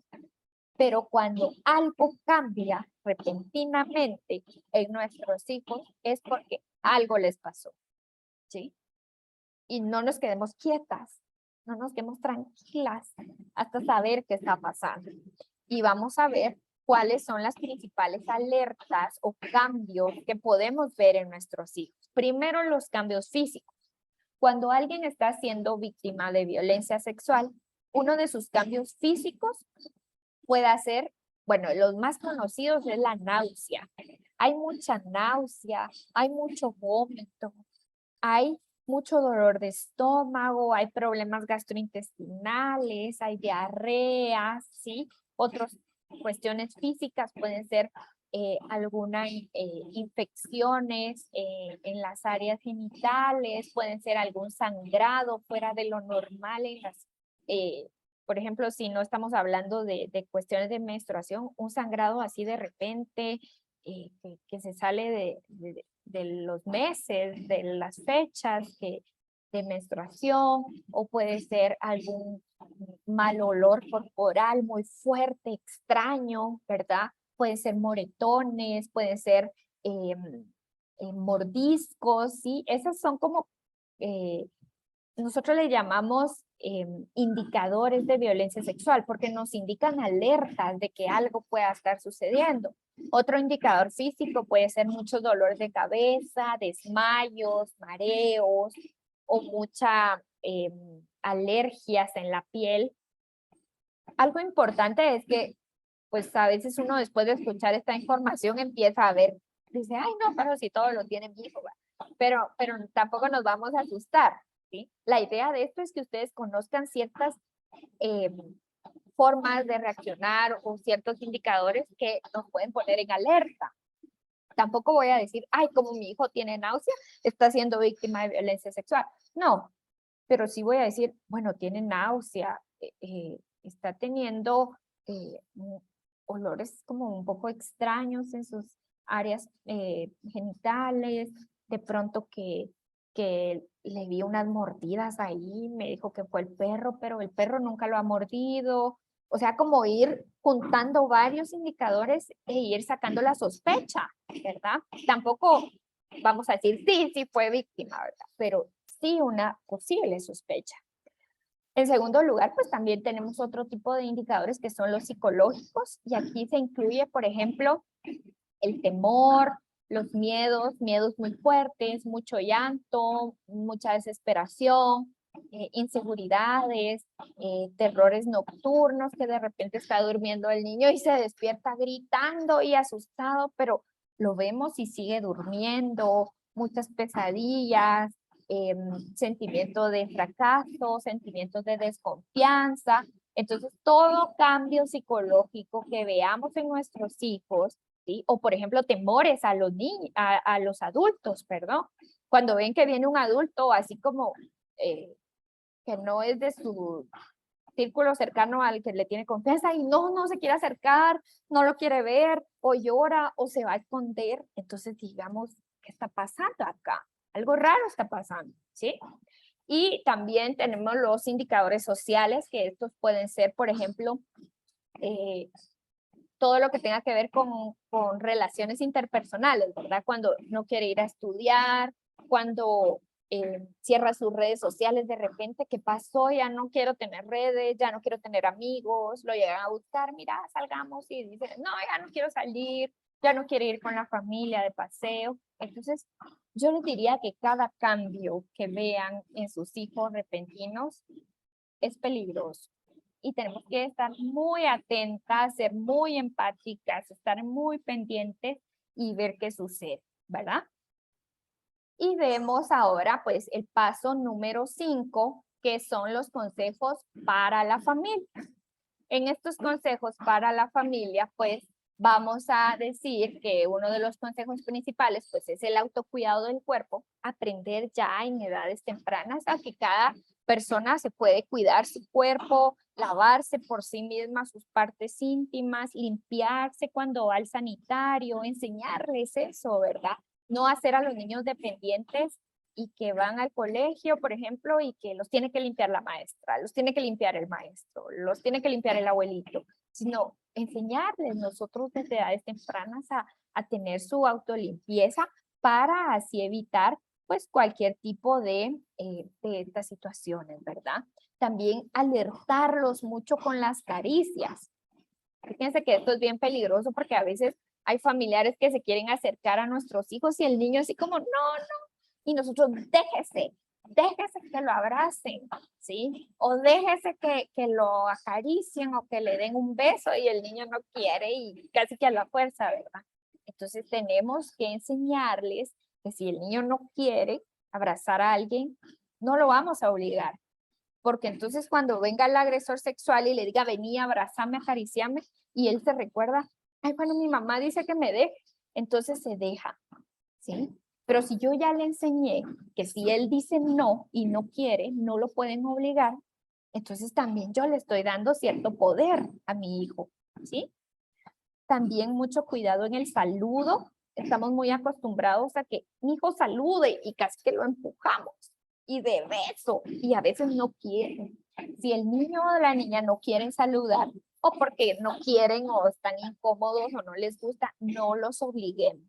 ¿Sí? Solo si el niño da la pauta de un saludo o de un beso, pues el niño por sí mismo se va a sentir en confianza y va a dar ese besito. Pero si los estamos obligando, empujando a saludar, los estamos también obligando a que hagan algo que los hace sentir incómodos, ¿verdad? Luego tenemos acá, dice alejarse ante la incomodidad, enseñarles que si no se sienten en confianza o empiezan a sentir algún incómodo con alguna persona, se vayan. También no tocar las partes íntimas, enseñarles que tenemos pues partes como partes que puede tocar cualquier persona como la mano, como el pelo, ¿sí? Y partes que son partes íntimas y que nadie puede tocar, ¿sí? Y que cada persona debe cuidar por sí misma. También tener mucho cuidado con regalos porque la mayoría de agresores sexuales, como ustedes ya vieron en las fases de la violencia sexual, acostumbran a dar regalos, ¿verdad? Acostumbran a dar regalos y ese es como el gancho para ganarse ahí y manipular a los niños. Entonces enseñarles que si no está mamá o si no está papá presentes, no pueden recibir ningún regalo, ¿sí? Luego dice evitar lugares solitarios, tratar la manera de pues siempre estar en un lugar donde hayan más personas, enseñarles que no se tienen que quedar solitos en la clase con el maestro o con la maestra, no deben quedarse o entrar a la casa de alguien si solo está una persona más, o si está en su cuarto y quiere entrar su tío, por ejemplo, que no lo permita, mejor que salgan a espacios comunes como el patio, donde haya más gente, porque esos lugares son peligrosos, ¿verdad? Y explicarles por qué. No solo decirles, ay, porque sí, porque sí. No, sino explicarle por qué no hay que quedarnos en lugares solitarios, enseñarles a pedir ayuda, decirles que cualquier cosa que les pase, pues, digamos, decirles como, mijo, yo soy la primera que se tiene que enterar. Si no me querés hablar, escríbemelo en un papel y dámelo, pero decímelo, ¿sí? O sea, facilitar las formas de comunicación, no culpar a los niños, niñas y adolescentes, tener mucho cuidado con los secretos, creerles a los niños, niñas, adolescentes, tener una persona de confianza asignada, ¿verdad? Si nosotros por alguna razón no estamos listas para ser esa persona de confianza, poder decirle, mira, tu tía es tu persona de confianza. Lo que sea, contáselo a tu tía, si no quieres confiar en mí, sí, porque tal vez por alguna razón los hemos defraudado o algo. Entonces, siempre tener un referente de confianza. Luego, hablar con confianza sobre los temas, no quedarnos calladas, ¿verdad? Hablarles de la violencia sexual, hablarles de los agresores sexuales, que son personas que pueden estar cerca de nosotros, hablarles de sus partes privadas, que son personales, que nadie las puede tocar. También proteger nosotros ante los peligros, ¿verdad? Si estamos sospechando de alguien, de un amigo, de un conocido, de un familiar, pues no quedarnos con esas sospechas, sino proteger, ¿verdad? Entonces, y finalmente, ¿verdad? Denunciar cualquier abuso, aprender a que cualquier abuso que nosotros sepamos o algún acto de violencia sexual, poderlo denunciar. Y el paso 6, que este ya es el último, ¿qué hacer en casos de emergencia? Primero, pues podemos denunciar al 110 de la Policía Nacional Civil, o podemos acudir a un hospital público en las primeras 72 horas. Estas 72 horas son tan importantes para prevenir infecciones de transmisión sexual, ¿sí? Y para poner esa denuncia y para que a esa clínica, fíjense que sabemos que muchas personas no les gusta ir a los hospitales públicos por los antecedentes y todo, pero en todos los hospitales públicos hay una clínica especializada para atender a víctimas de violencia sexual, porque los tratamientos que se dan para prevenir las infecciones son muy caros y en su mayoría solo los maneja los hospitales públicos, solo el Ministerio de Salud los maneja. Entonces, hay una clínica que se creó hace poco en casi cada hospital, donde llega la víctima y recibe atención psicológica, de trabajo social, atención médica, atención legal. Allí mismo llega el Ministerio Público, allí mismo llega el INASIF, y ahí se hace pues toda la gestión. Ya no tiene que andar la víctima en cada institución, ¿verdad? Entonces es importante esto, ¿verdad? De acudir las primeras 72 horas. Entonces vamos a ver si tenemos alguna pregunta y ya después procedemos a lo del decálogo. Sí, hay muchas preguntas, licenciada, pero antes de hablar de eso, no nos permiten, porque yo creo que va a ser bonito para SBET y para Únicas tener la foto de las 127 personas que estamos. Entonces, pueden abrir rápidamente sus cámaras y inmediatamente vamos a empezar con las preguntas. Vamos a dejar de último a las personas que levanten la mano, por favor, porque ya tengo como 25 preguntas. Entonces, gracias por las que ya están encendiendo su cámara, por favor. Gracias, gracias. Una sonrisita ahí, porque esto es histórico. Esto está lindo, gracias a Dios. Voy a darle, permítame, no dejen de sonreír porque hay varias cámaras que necesito, varias fotos. Y la última, porque yo tengo de 50 en 50, muchas no encendieron su cámara, está bien, pero van a salir sus nombres. Vaya pues, muy bien. Muy bien, licenciada, voy a empezar con las preguntas. Número 1. Dice, ¿qué procede cuando los padres enseñan a mentir a los hijos y cómo cambiarlo?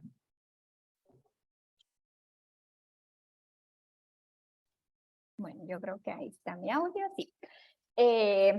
Bueno, cuando se ha enseñado a mentir a los hijos, entonces depende de la edad, ¿verdad? Si ya es un adolescente, podemos tener una plática un poquito, pues, más formal y explicar que en algún momento, cuando nosotros éramos niños, pues, nos enseñaron a mentir nuestros papás, pero ya nos dimos cuenta que es peligroso y que es importante dejar de estar mintiendo, que lo van a ir practicando, quizá hacer un ejercicio diario, ¿verdad? Hay como un juego que se utiliza mucho en psicología para trabajar esto de ir quitando las mentirillas y es decirle, por ejemplo, al hijo, ¿verdad?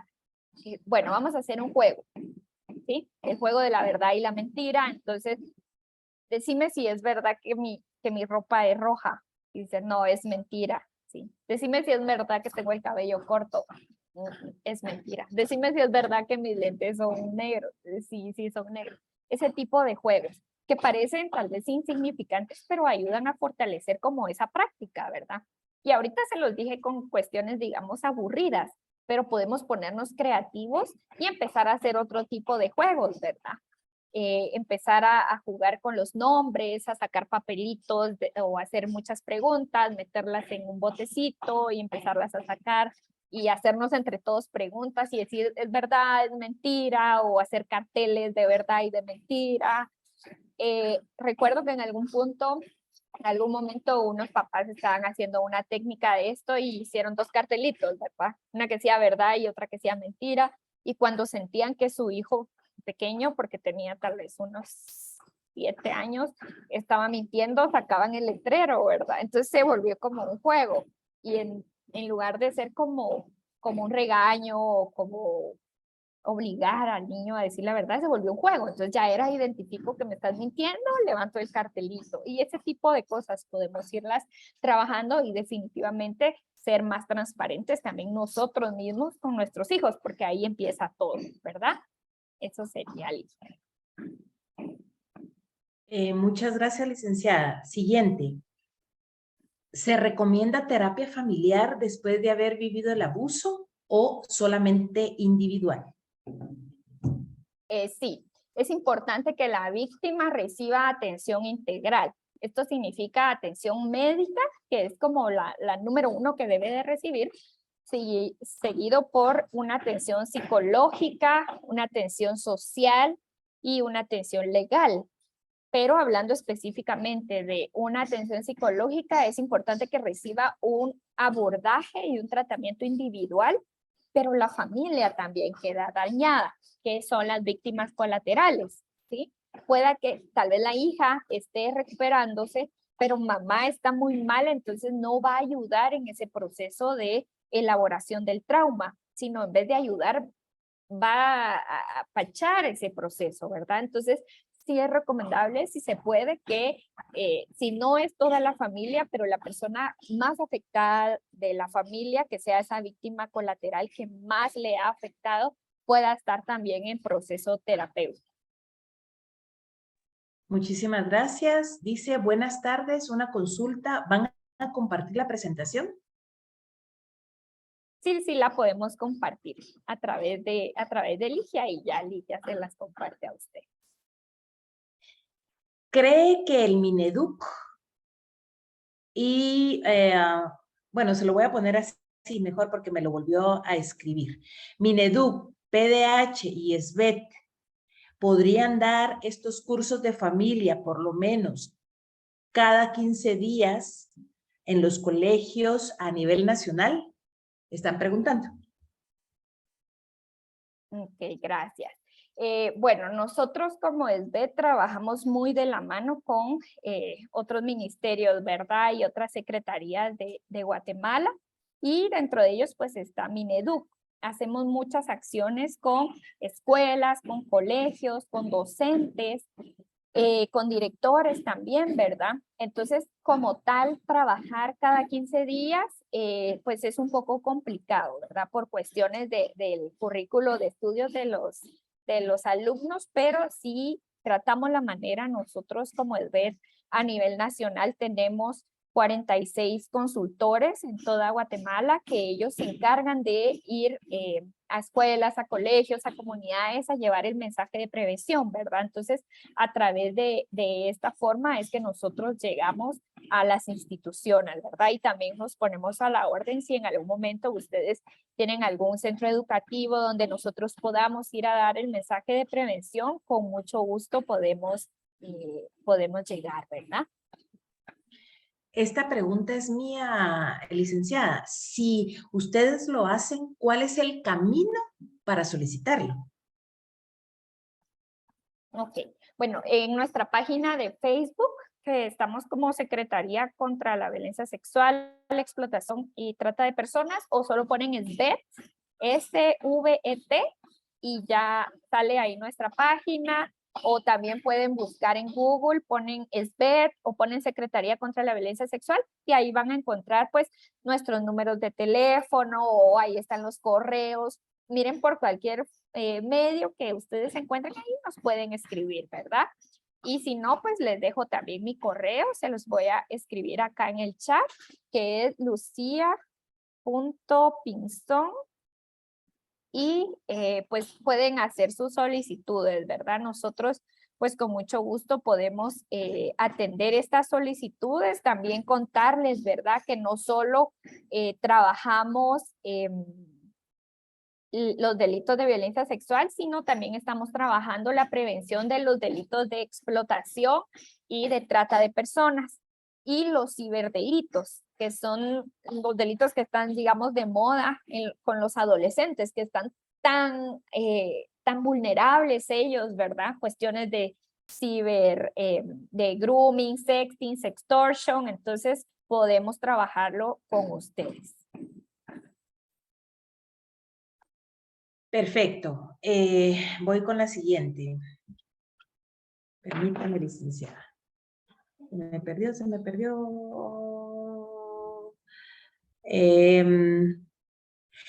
¿Es delito también obligar a ver actos sexuales o material sexual y obligar a tocar?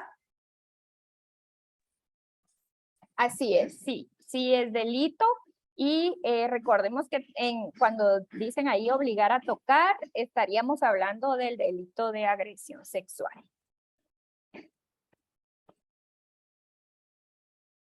Perfecto. Creo que para que nos quede como un poquito más amplio, cualquier acción de tipo sexual, lo que sea, imágenes, tocar, besar, cualquier acción de tipo sexual que se haga con menores de edad, estamos hablando de un delito, ¿sí?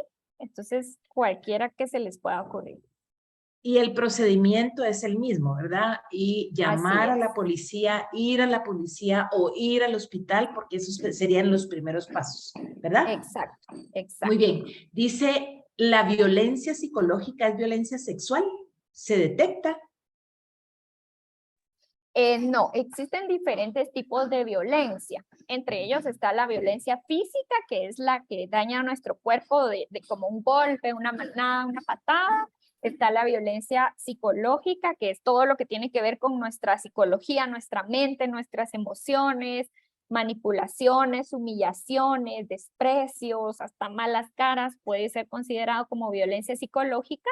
Aparte es la violencia sexual, ¿verdad? Que tiene que ver con todo lo que es de tipo sexual obligado. Y aparte existe otra violencia, que de esa no hablamos, pero se llama violencia económica, que ya es cuando hay cierto control en cuestiones económicas o algún tipo de manipulación a través de cuestiones financieras, ¿verdad?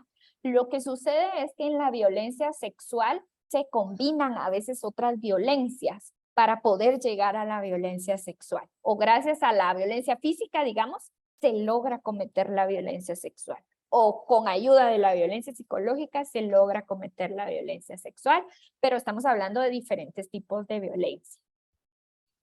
Gracias. Seguimos. Ahorita le digo.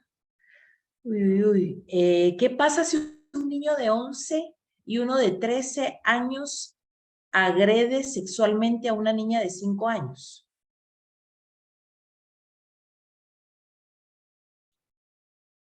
No se le oye, licenciada. Ahí está. Fíjense que en nuestra legislación los adolescentes a partir de los 13 años ya tienen consecuencias legales. Entonces ya son adolescentes en conflicto con la ley penal. Entonces ya podemos, como lo decimos coloquialmente, ya se puede juzgar, digamos, a un adolescente de 13 años en adelante, pero a uno menor de 13 años todavía no. Entonces lo que se hace ahí es otro proceso que se llama proceso de protección, porque pueda que este niño de 11 años que está vulnerando a otra niña, él también haya sido vulnerado o esté en una situación de desprotección. Entonces, por eso el proceso para menores de 13 es un proceso de protección y el proceso para mayores de 13 es un proceso de adolescente en conflicto con la ley penal. Bien. ¿Es violencia sexual cuando un niño es tocado en sus partes íntimas de una persona de su mismo sexo? Sí, es violencia sexual, ¿sí? Siempre que haya algún tipo bueno, cuando es menor de edad es violencia sexual, ya dijimos, ¿verdad? Pero cuando haya una cuestión donde se infunda temor, donde se esté obligando a la víctima o donde se le manipule, no importa si es hombre o mujer el agresor sexual, estamos hablando de violencia sexual. Ok, hay una pregunta aquí, pero antes de que usted la responda, nosotros les queremos contar que como únicas somos un grupo pues que creemos en Dios y no creemos en el aborto. Entonces creemos que toda vida tiene una oportunidad de vida. Quería hacer la salvedad, ¿verdad? Pero aquí hay una pregunta y dice, si la mujer puede abortar según la ley GT, si quedó embarazada por una violación. Ok, sí, en Guatemala no está legalizado el aborto, entonces no sería algo ilegal, ¿verdad? Creo que con eso podemos responder. Sí, sí, y claro, y de repente van a haber algunas otras entidades que sí lo avalan o que sí, pero como guatemaltecas estoy entendiendo que no es legal el aborto en ninguna de sus posturas. Es lo que entiendo, licenciada. Sí, no está legalizado, ¿verdad? No está permitido en Guatemala. Muy bien. Que nuestros hijos miren pornografía en las escuelas, ¿es un delito? Sí, es un delito. Recuérdense que dentro de los delitos que vimos estaba el delito cuando se le permite al adolescente tener material pornográfico. Entonces, sí estamos hablando de un delito. Excelente. Es delito que un niño de 14 años se haga pasar por uno de 25 y le pide fotos íntimas a una mujer de 24. ¿Cuál es el delito? Ya. Sería bueno, tendríamos que estudiar bien el caso, ¿verdad? Porque si le pide fotografías, digamos, y no las utiliza para algo, no sería precisamente un delito, pero si las pide y las comparte, las regala, las difunde, entonces estamos hablando de un delito, ¿verdad? Entonces sí Perfecto. depende como la acción que se vaya a hacer posterior. Muy bien. Usted ya habló que hay diferentes penas o condenas de acuerdo al delito sexual. Es que lo estaban preguntando, pero dice, en el delito de violación a la intimidad sexual, ¿de cuánto puede ser la condena?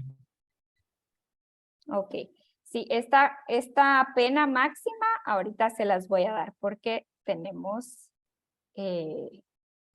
dos acá. Denme un segundo, así se las puedo confirmar.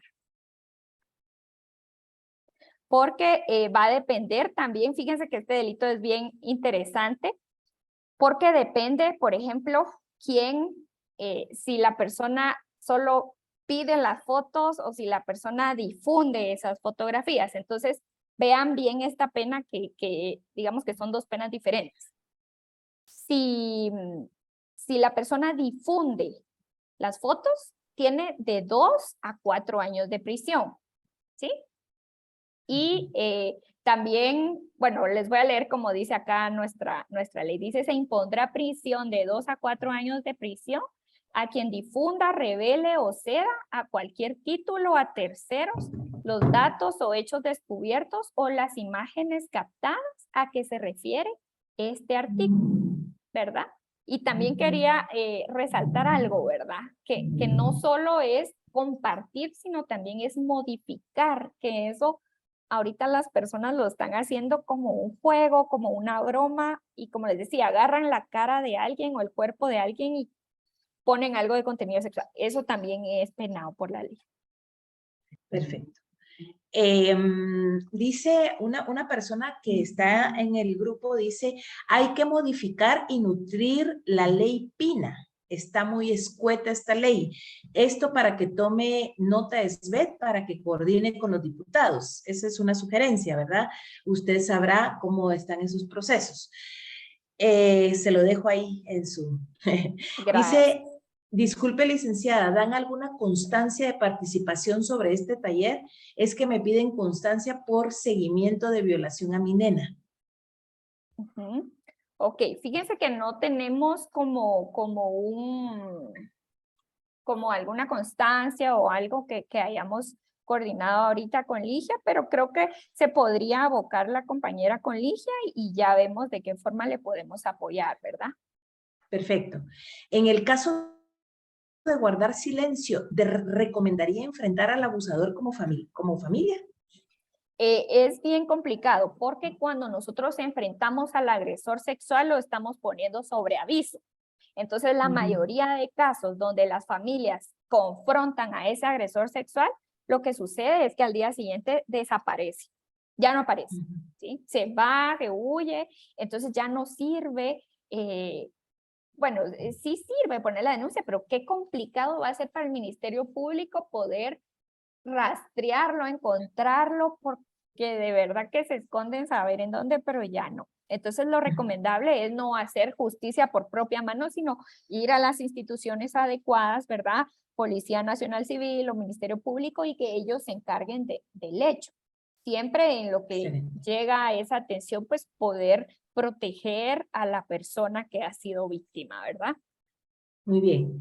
Dice, si una mujer o un hombre puede denunciar a un agresor sexual 20 años después del abuso, ¿es posible? Si gustan, ahorita voy a consultar con mi colega abogado y les voy a confirmar. Denme un segundo. Vale, perfecto. Mientras tanto, yo estoy aquí viendo más preguntas. Disculpen las que levantaron la mano y no se les ha dado el tiempo, pero hay muchísimas preguntas y creo que sí, es mejor, Albita, que escribas, por favor, escribilo. ¿Ya? ¿Ok? Ya tenemos la respuesta. Sí, nos dice acá el abogado que son delitos que no importa cuánto tiempo haya pasado, los podemos denunciar. Perfecto. Permanente. Dice, perfecto. Quisiera saber, tiene que ver la edad de una joven de 16 años, por ejemplo. Ya no sería violación. Tengo un caso de una chica donde la persona la atrajo y hubo intercambio de chat con fotos. Él de 38 años la llevó a su apartamento. Finalmente ella se negó y dijo que no. Y según los exámenes hubo rompimiento con la mano, según los exámenes realizados a la joven. Pero hubo intento y hubo denuncia, pero ya no prosperó el caso en la MP. Ella no quiso seguir por miedo. ¿Qué se hace ahí sí, o qué fíjense pasó? que es bien complicado porque la verdad es que los procesos de seguimiento de violencia sexual y de todos los casos, como bien lo sabemos, son largos, ¿sí? Entonces, sí es importante que la víctima lleve ese acompañamiento psicológico porque pueda que en algún punto del camino o se retracte o se canse o desconfíe ya de la justicia y ya no quiera continuar, ¿verdad? Entonces, sí recomendamos nosotros que pueda llevar el acompañamiento de un psicólogo o una psicóloga para poder continuar su proceso penal, ¿verdad? Existen diferentes lugares, fundaciones que dan este acompañamiento. Una de estas fundaciones es la Fundación Sobrevivientes, que ahí dan un abordaje muy integral, social, psicológico y legal, y les ayudan a las víctimas a recuperarse y a poder hacer esa justicia, ¿verdad? Que tanto se necesita. ¿Cómo ayudar a quitar el tabú de los padres que acudan a recibir apoyo familiar? Bueno, primero poder explicarles, ¿verdad? La importancia de que tengan esa información, de que no sigan silenciando los temas, porque muchas veces por temor a que si yo sé el tema, peor se pone la cosa, dicen algunos, ¿verdad? Entonces, por eso les da mucho miedo, pero primero tenemos que enseñarles a los papás que si ellos tienen la información, tienen más herramientas para poder proteger. Y si ellos no la tienen, dejan como más a la deriva lo que pueda pasar con los hijos, ¿verdad? Muy bien. ¿Pueden trabajar con familias en el Quiché con una trabajadora social voluntaria que reside ahí? Sí, fíjense que nosotros, como les comentaba, ¿verdad? Tenemos asesores a nivel departamental que son los encargados de dar estas charlas y hacer todas estas coordinaciones. Entonces, nos pueden escribir a SBED o llamar y nosotros pues ya les ponemos en comunicación con la persona que se encuentra en el departamento del Quiché. Muy bien, excelente. Permítame, dice, ¿es válido que como padres pidamos que familiares no tomen fotos de nuestros hijos en pañal o con cualquier ropa y sobre todo que las compartan sin nuestra autorización? Totalmente. Creo que era una mala práctica de hace muchos años, donde pues se tomaba fotos a los bebés con poca ropa o sin ropa, pero realmente ahora viendo la situación actual, esto es poner en situación vulnerable a nuestros hijos, ¿verdad? Porque no sabemos, tal vez de buena fe alguien toma una foto, le da ternura y pum, la sube a alguna red social y puede haber algún pedófilo que tome esa foto, la venda, la utilice. Entonces sí es válido que podamos poner ese tipo de límites de que no fotografíen a nuestros hijos sin ropa, ¿verdad? Que definitivamente no es adecuado. Incluso podemos llegar a caer en un delito, ¿verdad? De producción de pornografía infantil. Entonces mi consejo es prohibido eso, ¿sí? ¿Entraría en el delito de exhibicionismo el que los hombres en la calle orinen y muestren sus miembros y lo tengamos que ver con nuestros hijos? ¿Qué se puede hacer? Sí, si está frente a un niño, niña o adolescente, sí es un delito. Entonces, como es algo tan fugaz, tan rápido, ¿verdad? Si tenemos al alcance un policía o algo que no se vaya a la persona, podemos hacer la denuncia de forma inmediata, ¿verdad? Y informar que ahí está el agresor frente a nosotros. En adolescentes es diferente la sanción por la pena que en la relación de los adultos. Sí, yo creo que ya lo dijo, ¿verdad? Que sí. Sí. Muy bien.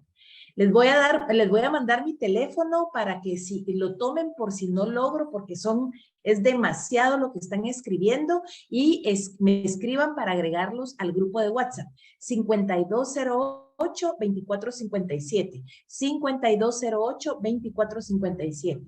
Dice, ¿qué pasa o cómo se procederá cuando un menor de 13 años, cuando una menor de 13 años sale embarazada? Ya, bueno, fíjense que eso es algo muy importante y muy buena pregunta. El delito de violación siempre se va a cometer, o sea, siempre que alguien cometa violación con una persona, incluso adulta, estamos hablando de un delito de violación. Pero hay casos en las menores de 14 años donde pueda que producto de una relación de noviazgo, ¿sí? Hayan tenido alguna relación sexual y haya derivado de eso un embarazo. Esto está catalogado como delito en Guatemala, ¿sí? Toda menor de 14 años embarazada es catalogada como una víctima de violencia sexual. Entonces, sí es importante tener eso. y pues cómo se procede haciendo la denuncia. Estos casos siempre se denuncian. Hay familias en algunas comunidades que han intentado ocultarlo, pero al final hay como instituciones muy informadas desde RENAP, Ministerio de Salud, centros de salud, y saben que si ellos detectan a una menor de 14 años embarazada, tienen que hacer la denuncia. Entonces se hace la investigación correspondiente y se busca pues la protección de esta niña, porque estamos hablando del delito de violación. ¿Pueden dar estas charlas a padres en una iglesia evangélica? Sí, sí, no hay problema de edades o de religión o de ubicación. Nosotros trabajamos este mensaje de prevención. ¿Qué pasa o cómo se procederá cuando una menor de 13 años sale? Ya lo dije, ya lo dije. Muy bien. Espérenme, solo falta una más. La prescripción empieza a correr a partir de la mayoría de edad de la víctima si está en NNA. No entendí eso. La prescripción empieza a correr a partir de la mayoría de edad de la víctima si está en NNA. No, ¿usted entiende, licenciada? No, Ligia. No, pero muy bien. Sí, nos pueden escribir. Yo les compartí ahí mi correo y de verdad, cualquier duda que les surja en el camino, porque a veces uno al día siguiente dice, ay, pero y entonces si pasa esto y esto, ahí me pueden escribir o a Ligia y nosotros con mucho gusto les vamos a ampliar la información. Muy bien, entonces creo que ya terminaron las preguntas. Las personas que se inscribieron, que llenaron el formulario, están en un grupo privado de WhatsApp que vamos a tener abierto un par de días para que la licenciada nos comparta la grabación, para que la licenciada nos ayude a compartir las diapositivas de la presentación. Si de repente salen dudas, ahí pueden escribir. Si no están en el grupo, por favor, escríbanme 5208-2457 o con la licenciada para que nosotros podamos apoyarles. El propósito de esta información es, como les decíamos al principio, es educar y obviamente la transformación integral de la mujer viene a través del conocimiento. Nosotras vamos a seguir trabajando con SBET y la idea de esto es definitivamente convertirnos en entes multiplicadores, porque un día nos van a decir las personas de SBET, ya no tengo la capacidad, pero tal vez nosotras podemos convertirnos en eso. Ese es el sueño al final para nosotros como únicas. Entonces, gracias por esto. Las mujeres que no sean parte del grupo privado de únicas, se los vamos a compartir en el grupo de WhatsApp y de verdad nuestro anhelo, nuestro deseo es que todos los días crezcamos más, que todos los días tengamos fortalezas, que seamos mujeres poderosas, que ayudamos a nuestros hijos y ayudamos a nuestra familia y a nuestro entorno. Licenciada, sus últimas palabras, por favor. Gracias, Ligia. Solo antes de terminar, queremos que podamos todas firmar el decálogo de compromiso, ¿verdad? Les voy a mandar por acá el link y les agradeceré que puedan ingresar a este link y podamos ir leyendo la información. Nos va a tomar no más de 3 minutos, solo denme un segundito.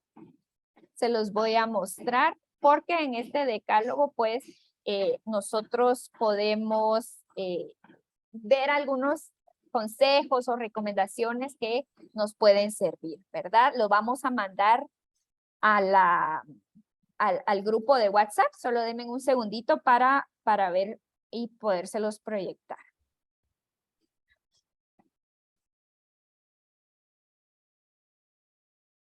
Okay. Bueno, veamos entonces, creo que ya varios pudieron ingresar a este decálogo, que es algo simbólico, ¿verdad? Lo que es importante que nos podamos sumar. Entonces veamos, dice Escuela para Familias, Prevención de la Violencia Sexual, y dice Decálogo, Familias Unidas contra la Violencia Sexual, se compromete como familia a realizar las siguientes acciones para la prevención de la violencia sexual y proteger a los niños, niñas y adolescentes? Nos pregunta. Entonces vienen 10 consejos que dice, el primero, si ya lo van viendo, lo vamos leyendo juntas, dice hablar sobre el cuidado del cuerpo y saber que las partes íntimas nadie debe tocarlas, entonces marcamos ahí sí o no, ¿verdad? La segunda nos dice compartir tiempo en familia para sentirse en confianza y hablar de sus preocupaciones, temores y dudas, ¿sí o no? Compartir consejos con nuestra familia sobre los riesgos y peligros ante agresores sexuales, ¿sí o no? Participar en actividades educativas en nuestra comunidad para informarnos sobre cómo prevenir la violencia sexual, ¿sí o no? Enseñar a los miembros de nuestra familia a conocer rutas seguras para evitar caminos peligrosos y solitarios. Cuando un integrante de la familia cuente que ha sufrido algún tipo de violencia, siempre le creeremos y apoyaremos, ¿sí o no? Comportarnos de manera respetuosa con los miembros de nuestra familia, ¿sí o no? Todos los días pondremos en práctica los valores de la familia, ¿sí o no?